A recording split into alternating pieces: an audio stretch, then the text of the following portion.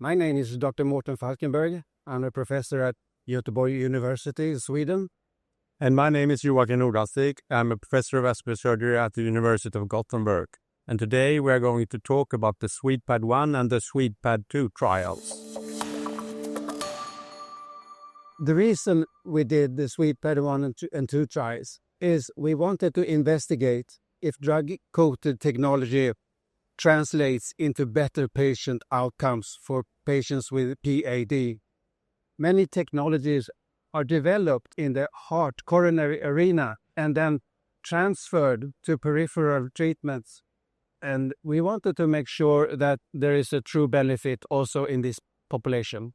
So the study design was a pragmatic or, if you will, large, simple trial conducted as a registry-based randomized clinical trial embedded in the Swedish Vascular Registry. That is our national registry for all vascular procedures throughout Sweden. So the design is very pragmatic. It's an all-comers population. And due to obvious reasons, we separated the trial into the SWEDEPAD 1 and the SWEDEPAD 2 trial, with the SWEDEPAD 1 study involving patients with chronic limb-threatening ischemia, which have a very different disease trajectory than the persons in SWEDEPAD 2, the patients with intermittent claudication and pain while walking. So that is the reasoning behind the different studies within the project. So the primary endpoint for patients with chronic limb-threatening ischemia was amputation rate during follow-up. And we found no difference between patients receiving drug-coated devices or uncoated devices in the primary endpoint. One important secondary endpoint was target vessel reinterventions, and that was significantly different during the first year in favor of drug-coated devices. So there were more reinterventions in the first year in the uncoated group. Other important secondary endpoint was all-cause mortality. There was no difference in the CLTI population in all-cause mortality during follow-up, nor in amputation-free survival. In the other trial, with patients with intermittent claudication, the primary endpoint was disease-specific quality of life at 1 year.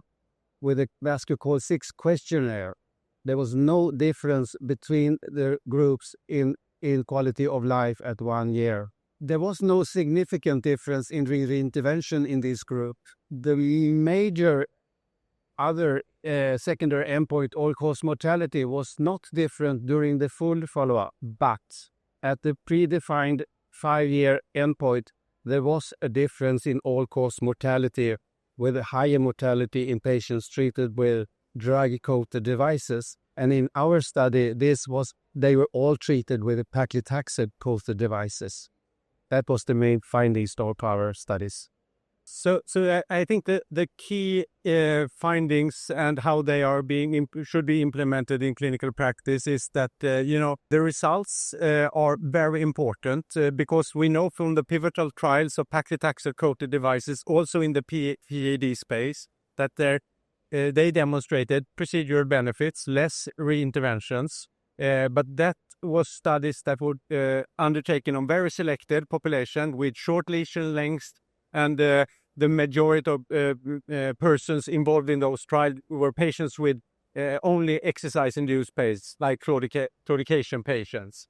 I find it very interesting when we now, with our trial, translate these initial positive findings to a more of an all-comer population, and this pragmatic approach as a strategy rather than a single device that has been studied in the previous trials.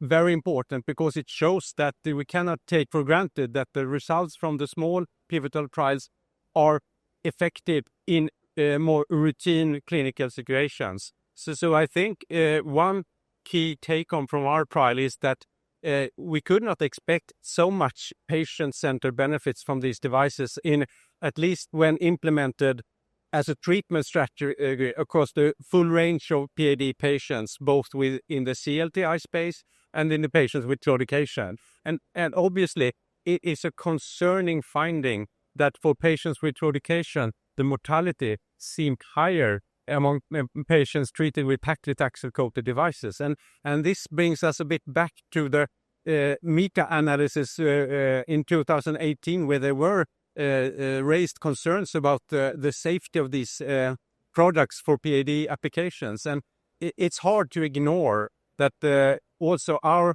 SWEDEPAD 2 trial seemed to mirror these findings. Reducing restenosis continues to be a main target in this field, and find a way to do that. And there are drug-coated devices in the heart arena using other drugs than paclitaxel, and that would be an obvious track to pursue for researchers to see if that can get better results also in the PAD population. And also, I think that we need to explore further this mortality signal in SWEDEPAD 2. And here we can benefit somewhat on our RCT design, because eventually we will be able to study cause-specific mortality.